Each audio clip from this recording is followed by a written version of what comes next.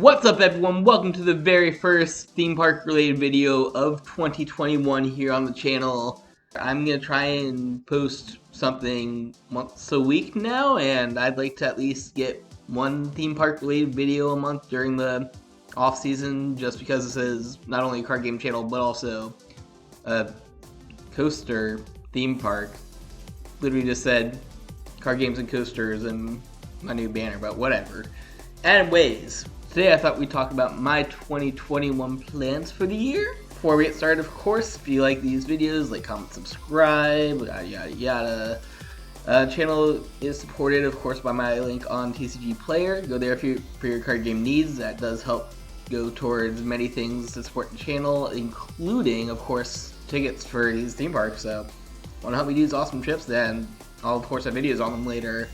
Buy stuff from me, I guess.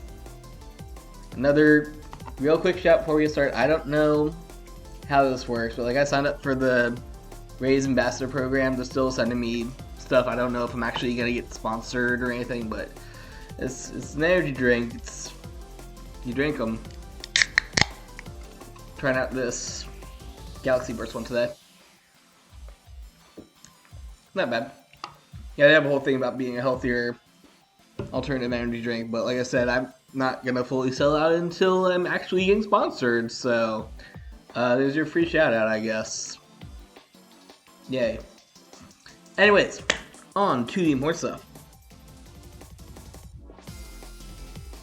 First things first, as you may have seen, I now do own my lovely piece of Vortex right here, the actual track,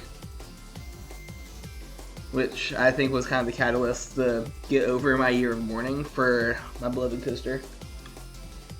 I'm not going to ramble on about that. There was literally a large 40-minute video from closing day and an unboxing video from that to tell you all about my love of Vortex. So, but it's there.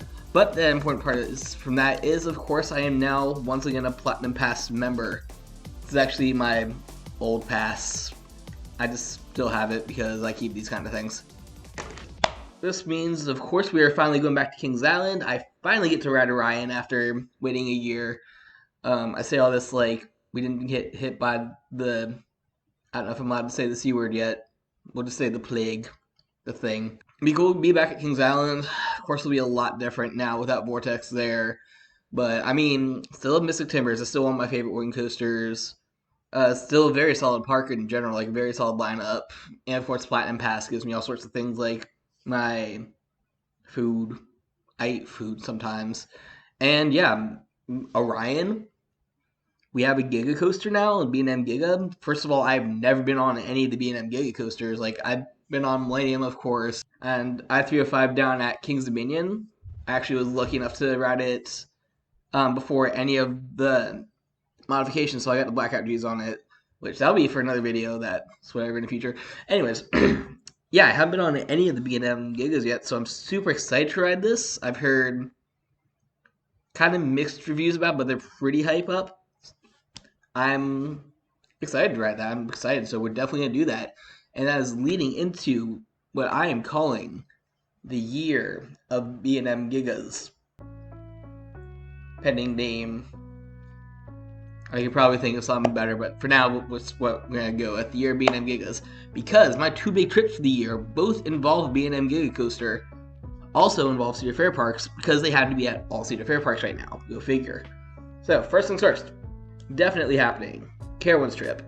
I've not been down there since, like, 2007, I want to say. It was a college trip that we did back in Huntington. I think the newest thing they had was Nighthawk, or it was Border Simulator back then, the flying coaster that was relocated from California Adventure, and that was pretty cool. I mean, not necessarily the coaster itself, it was really high, but I enjoyed the Big Homer Flyers, like Rip Firehawk, but they're fun for what they are. They do alright. Anyways, yeah, that's a park I'm super hyped for, not only because they have the lovely B&M Giga, which is Fury 325, apparently one of the best steel coasters in the world, quote unquote. Should put quotes before that. But yeah, in addition to that, there's plenty of new rides for me to get on, including another B&M down there. Copperhead Strike was freaking amazing looking Mac launch coaster. I've not been on a Mac launch yet, so excited to ride that. It actually goes into something that I might do as another trip. And most importantly, bring up yours truly right here. One of the cool things that they did was for their classic Aero Carolina Cyclone, I believe it's called. They're actually reusing the old Vortex trains on the Cyclone now, so I get to see it again. Won't be the same, but I will get to ride the trains I rode and worked on for oh so long, and I'm excited to do that. So, great looking park. It was pretty fun when I was down there. I like that it's divided up between the two states, which is kind of cool. And yeah, super excited to go down there. Like I said, Fury is apparently one of the more well-known steel coasters in the world, so can't wait to try that out. And plenty of other stuff to do, so there's that. Of course, on the way down or on the way up, I haven't decided which yet. We'll be back in the Pigeon Forge area because that's like dead set on the trip down there, and that means only one thing: Dollywood. Now, Dollywood's a park I usually visit once every few years. I think the last time I was there was the year that Lightning Rod opened, and I was there for 2 days, so during those 2 days I was lucky enough to get 2 rides on the legendary RMC. First of all, like, I don't remember it directly, but I'm sure it was still a top tier ride. Everyone ranks it top 10, and I don't doubt it. It's RMC, they're amazing. But they're actually doing some work on it this year, so I get to see the new, I guess, iBox treatment they're doing to it, like RMC and RMC, which is kind of weird, but whatever. Should be fun. It's a very fun ride from what I remember. And of course, the park itself is fantastic. They have classic aero looper, a pretty cool launch mine train that took up what used to be an awesome ropes course. Really good one coaster. And need to check out Wildwood Grove, the new family area, with a nice looking suspended mini coaster. So yeah, this would be a couple things to check out down there, which I'm excited for. And once again, Pigeon Forge area is this huge tourist trap place. There's plenty of little mountain coasters and stuff to check out. I want to try and use my membership from last year, the 2-year membership to Coaster Crew, and that should give me some discounts to various things down there. I think the one I've been looking at is called Lumberjack's Feud or something, and they have this weird coaster, suspended coaster, zipline hybrid thing, which looks kind of cool. So I might check that out. We'll see when I get down there. Mountain Monsters is another cool one. Yeah, Pigeon Forge is just a really cool area. I usually go down there for like a weekend every few years, so excited to do that on the way up from Carowinds. That'll be a good 2, 3, maybe 4-day trip, hopefully just 3. So that is part 1 of the, I guess part 2 of the year of the B&M. Part 1's Kings Island, obviously, but part 2 I'm super excited to do, which is a big knock on wood thing with the thing closing down travel or whatever, but I want to go to Canada. I want to go to Canada's Wonderland. It's honestly not that far from my area. Like, it's probably an equidistant drive to get down up there as it is to go down to Carowinds, just obviously crossing the border, which is fine. I have a passport. And yeah, it's just this huge Cedar Fair park that I've never been to that had filled with, I think, about 17 coasters. I'll probably be on like 15 or so, assuming kiddie rides or whatever. Yeah, huge variety of stuff, some good, some bad. I'm not gonna go over all of them. One of the newest ones, the Yukon Strikers, this really cool looking dive coaster that dives through their lake and suspended coaster, which is kind of cool. They also have a shooting dark ride looking thing, a couple of B&Ms, including a Giga coaster, which, year of Gigas, there we go. And yeah, just a nice looking park. Can't wait to check it out. Awesome flat rides too. They have a lot of unique flat rides like Sledgehammer. So super hyped to get to that. That will easily be like a day alone of being there. But then while I'm up there in the Canada area, I want to go check out Niagara Falls, which was like the one place I went when I was little in Canada, just the Slate border side, because they have a little park there called Marineland, which only 2 coasters, but it's like a super unique SeaWorld-ish animal / theme park, but it's really spread out, so like you're walking apparently miles and miles between different attractions and stuff.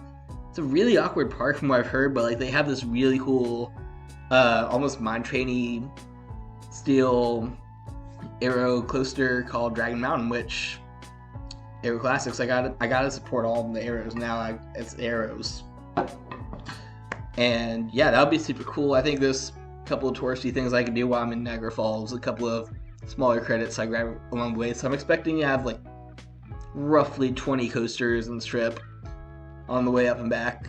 Yeah, that's knock on wood that we're allowed to travel to different countries again. I do have a backup in case that doesn't happen, but I mean, vaccines are already spreading. I'm actually in line right now to get a vaccine somewhere, so hopefully that's a good sign. Fingers crossed. Knock on invisible wood. There's a wood up there. Knock knock. But in case that doesn't pan out, I do have some extra options. The first thing I thought of was maybe doing like flying up to California for the weekend, where I could do one of the other Cedar Fair parks, like Knott's Berry Farm or California's Great Adventure, whatever it's called, America, I think. These are in two separate parts of the state, so I don't think I'd do both the same trip because California is a really spread out state, and it would take like a good solid week if I wanted to do an actual California trip instead of just hitting a couple parks in the area. So I'd have to decide between those two. Knott's kind of has an advantage location-wise because it's right by the Disney area, which I probably wouldn't hit, and Six Flags Magic Mountain, freaking coaster mecca that's not Cedar Point's. I need to check out. I can do a video on the Six Flags Magic Mountain alone and the reason why I want to go there, but we'll do that in a future like bucket list video. Anything about some bucket list parks. Yeah, that would be super chill. A couple of interesting rides down there like Hang Time, Ghost Rider, what's the Accelerator, world's first, accelerator style coaster from Intamin, as opposed to California's Great America. I keep on saying Adventure. California's Great America, which is a much smaller park, but they have a couple of interesting rides, including a really good-looking GCI Twister and one of those RMC single rails, which I really need to try. There's a couple of them, like one down in Six Flags, a couple of opening in the Iowa-ish area sometime soon. And yeah, apparently these things are amazing. I mean, they're RMCs, so I expect, but they just like whip around and do all sorts of crazy shenanigans. So I can't wait to try that out. And they do have one at California, so if I go there, that's a park I could get into with my pass that has a single rail. That'd be awesome. I don't think there's as many options for a park to combo with it in the area, but I did go to San Francisco briefly with a couple years back on a family vacation, and it's a cool place. Like, I'll probably hang out in the area for a day or whatever. But what I'll probably end up doing is I actually mapped out a couple of parks in the not Midwest, but I guess the slightly more western Midwest. That's basically going to be Worlds of Fun, Adventureland, and Silver Dollar City. Worlds of Fun, obviously, Cedar Fair Park, so I've got to base around Cedar Fair Parks, because if I'm using my Platinum Pass, I am using my Platinum Pass. It's a park I've never been to. Nothing too impressive, but I mean, they've got cool looking, they got a nice little GCI, they have a Timber Wolf, Wooden Coaster, Hyper Coaster, and a nice looking B&M invert, so this will be fun. I mean, I'm mainly doing it as an anchor between the parks, because Adventureland is a classic park that I've been wanting to go-ish to, which is kind of in the area. I guess I missed it by about a year to get on the really weird Hopkins Looping Coaster Dragon, and instead we'll be getting on my first 4D spinner ride thing, but whatever, they still have an interesting lineup. Like, I think it's the last CCI before they became GCI, and it's kind of a prototype, same kind of attraction. They've got an underground coaster, Monster looks insane. It's kind of a solid lineup, honestly, which it's a good park. And most importantly, Silver Dollar City, also known as Part 2 of Dollywood. So Branson, if you guys didn't know, is basically the Pigeon Forge of the West, South, East, Midwest, whatever that area is gonna be called. And yeah, no touristy attraction, plenty of mountain coasters, stuff like that. But Silver Dollar City, it's a park I went to once when I was very young. Actually, not too young. I think it was like somewhere between 1999 and 2003, 2002, because I did get to go on Powder Keg. Not Powder Keg, but the Buzzsaw Falls, the original name. I did get to go on Buzzsaw Falls, which is their premier liquid coaster. Only two of these have been made, and they didn't really last too long. Buzzsaw literally lasted like 3 years before they got converted, but I do have that rare credit, which is awesome. But because that's when I went, I'm missing out a lot down there. We're missing out on the new conversion to the premier launch coaster that now is. Wildfire, a nice little B&M sit-down coaster. Time Traveler. Outlaw Run, which is, I think, correct me if I'm wrong, the first ground-up RMC coaster, like the first one they made from scratch. And I'll say it again, Time Traveler, Time Traveler, Time Traveler. So you know how earlier I was talking about Combat Strike being this mock launch coaster, and I wanted to try it out because of the coaster that I wanted to try out? This one, it go to the launches, but it also go to spinny, so you're spinning while it launches, and it also had the loopies and like straight down first drop, and it's themed to time travel, and oh my god, this coaster looks insane. I love it. Rave reviews on this thing. Like I said, time travel is my aesthetic, and it definitely copies that. And just like the concept of like making this launched inverting coaster actually have that spinning element to it. Oh god, that looks insane. I cannot wait to ride that thing. Like, even if I don't do that trip this year, that is definitely on my bucket list. I guess plus side of that is, if it is my alternate trip, then it is owned by the same company as Dollywood, so I could probably get a season pass that lets me into both. I'll have to look into that some more. But yeah, that is main option if the Canada trip doesn't work. So that's most what we do. I guess I'll briefly mention some day trips we're planning. Indiana Beach. Yeah, I can go up pretty much whenever. But I haven't been in a couple years.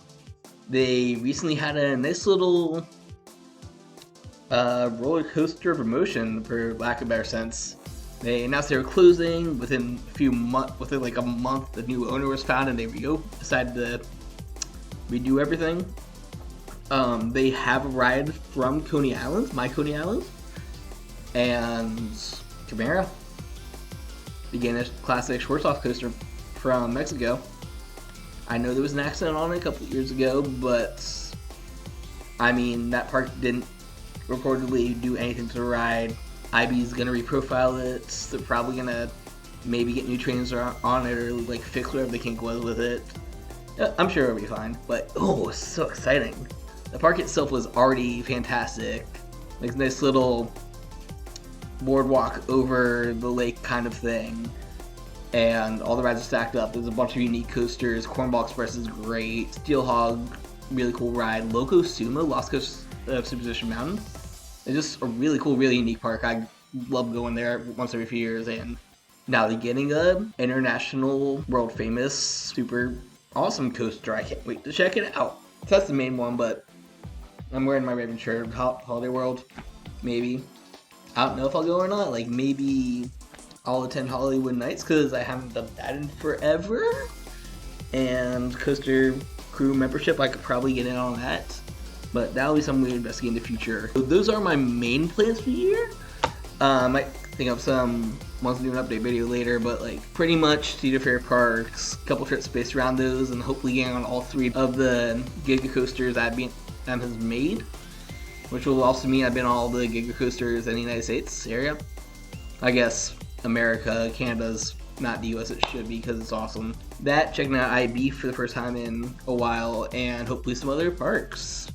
So let me know down below what you guys are doing this year, if you have any plans. Yeah, like, subscribe, comment. Until next time, always embrace the infinite.